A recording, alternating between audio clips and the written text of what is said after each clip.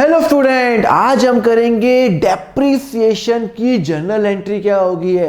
पहले अपन ये तो जान ले ये डेप्रिसिएशन होता क्या है। चलो सिंपल सा एग्जांपल देता हूं। सपोज करो मैंने एक लैपटॉप अपने बिजनेस में खरीदा और वो लैपटॉप 1 लाख रुपए का है। अब एक बात बताओ, वो लैपटॉप की लाइफ कितनी है? कम से कम 1 साल से ज़्यादा है। इसका मतलब है वो मेरी बुक्स में एसेट बन गया, मतलब मेरी बुक्स में वो प्रॉपर्टी बन गया कि मेरे पास 1 लाख रुपए का लैपटॉप है। अब उसकी लाइफ कितनी है? कुछ तो लाइफ होगी, 1 साल 2 साल, सर कम से कम 4-5 साल चलेगा। चलो मैं एज्यूम करता हूं कि उसकी लाइफ 4 साल है, मतलब 4 साल के बाद उस लैपटॉप की वैल्यू हो जाएगी 0। मतलब जो मैंने लैपटॉप 1 लाख का लिया, 4 साल बाद टेक्नोलॉजी इतनी चेंज हो जाएगी कि अब उस लैपटॉप की वैल्यू 0 हो जाएगी मार्केट के अंदर।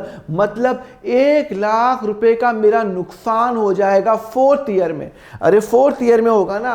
सुनो ना, ये मैंने फर्स्ट ईयर 1 लाख रुपए का लैपटॉप बाय किया। अब सेकंड ईयर आ गया, थर्ड ईयर आ गया, 4th ईयर आ गया। 4th ईयर के एंड में आप सोचो, अगर मैं लॉस रिकॉग्नाइज करूंगा 1 लाख का। क्यों सर, आपने 1 लाख का लैपटॉप यहां खरीदा, पहले साल यूज किया, कोई नुकसान नहीं, कोई खर्चा नहीं दिखाया, बिकॉज आपने एसेट मान लिया। उसके बाद दूसरे साल में भी कोई खर्चा नहीं, आपने वो लैपटॉप पहले खरीद चुके हो। तीसरे साल में भी नहीं, चौथे साल में आप एकदम से बोलोगे सर 1 लाख का लैपटॉप नुकसान हो गया, मेरा एसेट 1 लाख से कम हो गया, तो फिर 1 लाख का नुकसान हो गया। पर क्या आपको लगता है ये 1 लाख का नुकसान मेरे चौथे साल में हुआ? नहीं, ये 1 लाख का जो मैंने लैपटॉप खरीदा, 4 साल तक यूज किया, इसको मैंने 4 साल यूज किया, तो इसका जो खर्चा भी तो मैं 4 साल में डिवाइड करूंगा, पहले, दूसरे, तीसरे, चौथे। यही मुझे बताना है कि जब मैं कोई चीज खरीदता हूं तो उसकी कुछ लाइफ होती है और उस खर्चे को मैं 4 साल के अंदर डिवाइड कर दिया। अगर उसकी लाइफ 4 तो 4 साल डिवाइड कर दिया। एग्जम्पशन लेते हैं कि 4 साल की लाइफ थी, तो हर साल मैं 25,000 रुपए एक्सपेंस दिखाऊंगा। हर साल 25,000 रुपए एक्सपेंस दिखाऊंगा। 25,000 रुपए यहां, 25,000 रुपए यहां। मतलब मैं एक साथ एक्सपेंस 1 लाख नहीं दिखा के चौथे साल में 4 साल में डिवाइड करूंगा, 25, 25, 25, 25, और उस एक्सपेंस का मैं नाम देता हूं डेप्रीसिएशन। क्या नाम देता हूं? डेप्रीसिएशन। मतलब मेरा 25,000 से एसेट कम हो गया, ऑटोमेटिकली हर साल 25,000 से मेरे लैपटॉप की वैल्यू डिक्रीज हो रही है। पहले साल मेरे बुक्स में लैपटॉप 1 लाख दिखता था, उसके बाद सेकेंड ईयर में लैपटॉप 75 दिखेगा, बिकॉज 25 से कम कर दूंगा, फिर 50, फिर 25, फिर 0 दिखेगा। चलो एक काम करते हैं, एग्जाम्पल समझते हैं, फिर उसकी एंट्री करेंगे, ठीक है ना। चलो पहले एक एग्जांपल समझा देता हूं। Brought machinery for ₹20,000। मैंने एक मशीनरी खरीदी। जब मैंने मशीन खरीदी तो आपको पता है मशीन तो मेरी बुक्स में एसेट है, तो जब मैं एसेट खरीदता हूं तो बट ऑब्वियस वो डेबिट होता है। अरे भाई मैंने मशीनरी खरीदी और मशीनरी खरीदूंगा तो एसेट बढ़ेगा, डेबिट होगा। मैंने कितने में खरीदी? तो क्वेश्चन में नहीं लिखा हुआ, तो मैं एज्यूम कर रहा हूं कैश में खरीदी तो 20,000 की। और जब मेरा कैश की वैल्यू कम होती है, एसेट की वैल्यू कम होती है, तो मैं क्या करता हूं? क्रेडिट करता हूं। क्या करता हूं? क्रेडिट करता हूं। तो सबसे पहले तो मैं एंट्री पास करूंगा। 11 अप्रैल को मैंने 1 अप्रैल को मैंने मशीनरी खरीदी, और जब मैंने मशीन खरीदी तो मशीन को मैं डेबिट करूंगा क्योंकि मशीन मेरी बुक्स में एसेट है। और भैया मैंने तो पे कर दिया कैश अकाउंट, कितने का? सब 20,000 रुपये। 20,000 रुपये का मैंने कैश पे कर दिया। समझ में आया? मैंने मशीन खरीदी 20,000 रुपये की और मैंने वो कैश पे कर दिया 20,000 रुपये। यहाँ तक कंसेप्ट क्लियर है। अब हुआ क्या, 35 मैंने पूरे साल मशीनरी यूज़ की और मुझे मालूम चला कि 15% मेरी मशीनरी की वैल्यू कम हो गई है। मतलब 15% डेप्रिशिएट हो गया है, उसकी जो वैल्यू है वो कम हो गई है 15%। तो मुझे बुक्स में वो दिखाना पड़ेगा। हाँ सर, मुझे वो बुक्स में दिखाना पड़ेगा। ओके, तो अब मैं क्या करूँगा? मैं बुक्स में मैं दिखाऊंगा मेरा नुकसान हो गया, तो मैं डेप्रिसिएशन अकाउंट क्रिएट करूंगा। सर डेप्रिसिएशन अकाउंट सर क्यों क्रिएट करोगे? सुनो ना, मेरा नुकसान कितना हुआ? मैंने 20,000 की मशीनरी खरीदी। तो सुनो मेरा नुकसान कितना हुआ? 20,000 की मशीनरी खरीदी। हाँ, डेप्रिसिएशन रेट कितना है? सब 15/100। पूरे साल मशीनरी मैंने यूज की। 1 अप्रैल को मशीनरी खरीदी, 31 मार्च, पूरे साल यूज की क्या या 2 दिन यूज की? सब पूरे साल। क्वेश्चन में लिखा हुआ है पर एनम। पर एनम का मतलब होता है कि पूरे साल का 15% है। अगर एक महीना यूज करूंगा तो एक महीने का लगाऊंगा। सिंस मैंने 12 महीने यूज किया है तो मैं 12/12 करूंगा। ओके, देखो फॉर्मूला ये होता है, जो भी एसेट की वैल्यू होती है, मेरे केस में एसेट की वैल्यू है 20,000, मेरे केस में एसेट की वैल्यू है 20,000 और मेरे केस में डेप्रिसिएशन रेट दे रखा है 15/100, पूरे साल यूज़ किया है तो 12/12, तो आंसर हो गया आपका 3,000 रुपये। 3,000 रुपये मेरा डेप्रिसिएशन हो गया। मेरी जो वैल्यू है मशीनरी की वो 3,000 से कम हो गई है। सिंस ये मेरा एक्सपेंस है और एक्सपेंस मेरा बढ़ रहा है, एक्सपेंस बढ़ रहा है, तो जब एक्सपेंस बढ़ता है तो वो क्या होता है, डेबिट होता है। जब एक्सपेंस बढ़ेगा तो वो डेबिट होगा। मतलब 3,000 से मेरा नुकसान हो गया। नुकसान का मतलब है कि वो एसेट्स में एक्सपेंस में जाएगा और एक्सपेंस में जाएगा मतलब मेरा इंक्रीज हो जाएगा और डेबिट हो जाएगा।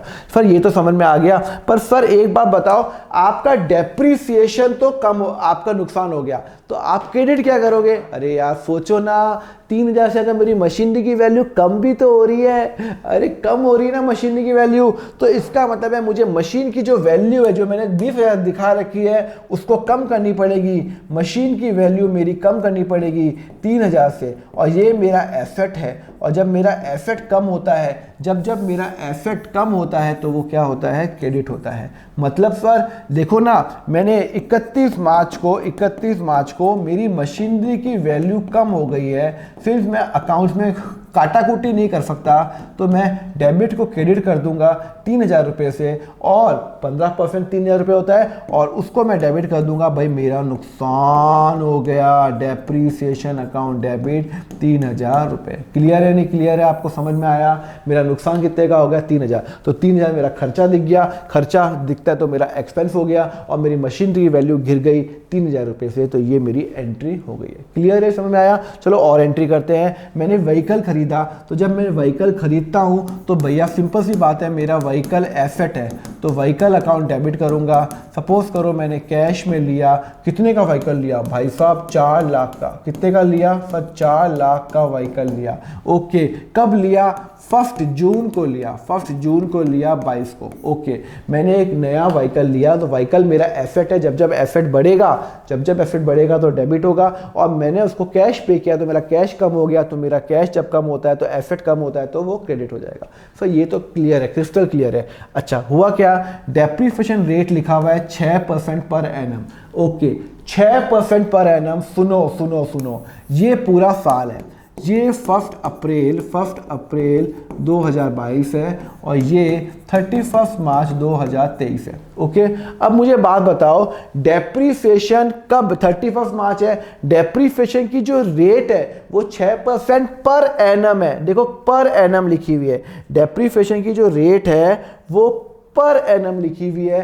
पर एनम का मतलब है पूरे साल का। पर मैंने एसेट कब खरीदा? सर मैंने एसेट 1 जून को लिया, 1 जून को मैंने एसेट लिया, 1 जून 2022 को। इसका मतलब है मैंने इस साल एसेट कितना यूज किया? 1 जून से 31 मार्च, सर 10 महीने यूज किया। अरे सर कैसे? जून, जुलाई, अगस्त, सितंबर, अक्टूबर, नवंबर, दिसंबर, जनवरी, फरवरी, मार्च, सर 10 महीने यूज किया।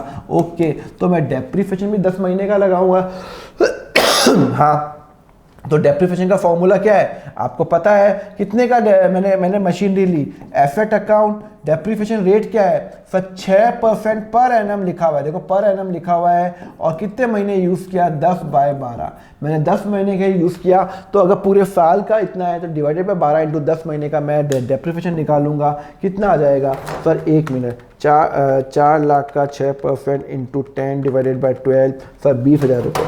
20,000 रुपये आपका डेप्रिसिएशन आ जाएगा। तो मैं एंट्री क्या पास करूंगा? सिंपल सी बात है, मेरा मशीनरी की वैल्यू, सॉरी मेरी जो व्हीकल की वैल्यू कितने से कम हो रही है?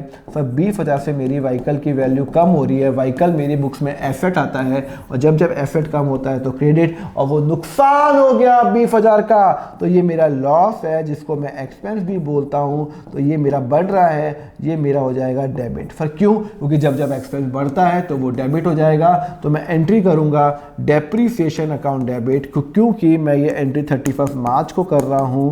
तो मैं depreciation account debit to vehicle account, मैंने व्हीकल जब भी खरीदा हो तो 4 लाख में से मेरा नुकसान कितने का हो गया सर? 20,000 का। सर कैसे? क्योंकि आपका डेप्रीसिएशन रेट था 15% के हिसाब से, पूरे साल का 6% के हिसाब से पूरे साल का था, पूरे साल का 6% था, तो 10 महीने का मात्र 20,000 रुपये हुआ। तो मैंने 20,000 रुपये से मैंने डेप्रीसिएशन व्हीकल की लगा दी। ओके, एक और क्वेश्चन करें, एक और क्वेश्चन जिसमें आपको नया कंसेप्ट बताऊंगा। मैंने एक कंप्यूटर खरीदा, तो जब मैंने कंप्यूटर खरीदा, मैंने कब खरीदा? 1 नवंबर 2022 को मैंने कंप्यूटर खरीदा। तो मतलब मैंने एसेट क्रिएट किया, कंप्यूटर अकाउंट डेबिट। सपोज करो मैंने कैश में लिया, कितने कंप्यूटर लिया? 3 लाख का। अरे भाई कितना महंगा कंप्यूटर ले लिया? 3 लाख का कंप्यूटर, सुपर कंप्यूटर लिया क्या? चलो कंप्यूटर ले लिया, कंप्यूटर एसेट बढ़ गया और एक एसेट मेरा कम हो गया, कैश हो गया। सर ये तो बहुत बड़ा इजी पॉइंट है। चलो अब उसके बाद 31 मार्च को 2023 को क्या हुआ कि मुझे डेप्रीसिएशन चार्ज करना है कंप्यूटर पे 20%। अब मुझे बताओ मैंने कंप्यूटर खरीदा कब? मेरा जो ईयर जो चालू होता है वो 1 अप्रैल को चालू होता है 22 को और ख़त्म होता है 31 मार्च 2023 को। मैंने कंप्यूटर खरीदा 1 नवंबर को, 1 नवंबर को खरीदा। ओके, तो फिर 1 मिनट, डेप्रीसिएशन सर क्वेश्चन में लिखा हुआ है 20%, तो आप नवंबर से लेके मार्च तक कितने महीने होते हैं? नवंबर, दिसंबर, जनवरी, फरवरी, मार्च। सर 5 महीने होते हैं, तो आप 5 महीने का डेप्रीसिएशन अभी आप करना मत, 5 महीने का लगाओ। अच्छा ठीक है भाई, आपके हिसाब से लगा देता हूँ। 3 लाख रुपए डेप्रीसिएशन रेट क्या है? 20% डिवाइडेड बाय 100 और 5 महीने के हिसाब से मैंने लगा दिया। पर आंसर आ गया नहीं, गलत है। पर क्यों? पूरे साल का 3 लाख है, 20% पूरे साल का है, 5 महीने आपने यूज किया तो 5 महीने का लगाओ। नहीं, क्वेश्चन में पर एनम लिखा हुआ है क्या? यहाँ पे पर एनम लिखा हुआ है? नहीं लिखा हुआ, नहीं लिखा हुआ, मतलब फ्लैट 20%। आपको रेट लगानी है फ्लैट, एक दिन भी यूज करोगे तो भी पूरा साल का लगेगा। मतलब टाइम फैक्टर को मैं इग्नोर करूंगा, I will totally ignore the time factor. मैं डायरेक्ट 60,000 रुपये अपना डेप्रीसिएशन लगा दूंगा मैं। क्यों सर? सर आप टाइम फैक्टर को इग्नोर क्यों कर रहे हो? बिकॉज यहाँ पे 20% पर एनम नहीं लिखा हुआ। मतलब जो भी आपने कभी भी खरीदा हो पूरे साल में 20% आपका डेप्रीसिएशन लग गया, आपको दिन का काउंट नहीं करना है। तो ये जो रेट है, जब आपका पर एनम मेंशन नहीं होता है तो जो भी आपका मशीन का रेट है, machine into depreciation 100 time factor को कंसिडर नहीं करेंगे। तो इसका मतलब है मेरा जो डेप्रीसिएशन लग गया वो लग गया आपका 60,000 रुपये। और मेरी जो कंप्यूटर की वैल्यू जो कम हो जाएगी, क्योंकि वो मेरा एसेट है, मेरी एसेट जब कम होता है तो वो क्रेडिट होता है। तो मैं एंट्री क्या करूँगा? मैं एंट्री करूँगा depreciation account debit, okay, to computer, okay. मेरे कंप्यूटर की वैल्यू कम हो गई है, 60,000 रुपये से कम हो गई है, 60,000 रुपये से कम हो गई है। बात समझ में आई आपको? तो क्वेश्चन में ध्यान रखना, देखो मैंने यहाँ पे लिखा हुआ भी है, अगर per annum word is there तो पर एनम लिखा होगा, अगर पर एनम वर्ड नहीं है तो 10% ही लिखा होगा। यहाँ पे अपन टाइम फैक्टर कंसिडर करेंगे, जहाँ पे पर एनम मेंशन नहीं है वहाँ पे अपन टाइम फैक्टर कैंसिलेशन नहीं करेंगे। तो बहुत ध्यान से क्वेश्चन करना है डेप्रीसिएशन का। डेप्रीसिएशन मेरा खर्चा है तो डेप्रीसिएशन मैं करूँगा। क्लियर है? लेक्चर अच्छा लगा तो लाइक जरूर करो। आप एक लाइक करते हो तो यूट्यूब को मालूम चलता है अच्छा वीडियो और लोगों को दिखाता है। And just do subscribe and do join my WhatsApp group, Telegram channel, account fund app download कर लेना। And just do subscribe my channel. अगर आपको चाहते हो आपके लिए अकाउंट्स में ईजी कर लूँ तो yes do subscribe. So thank you very much, have a nice day, take care.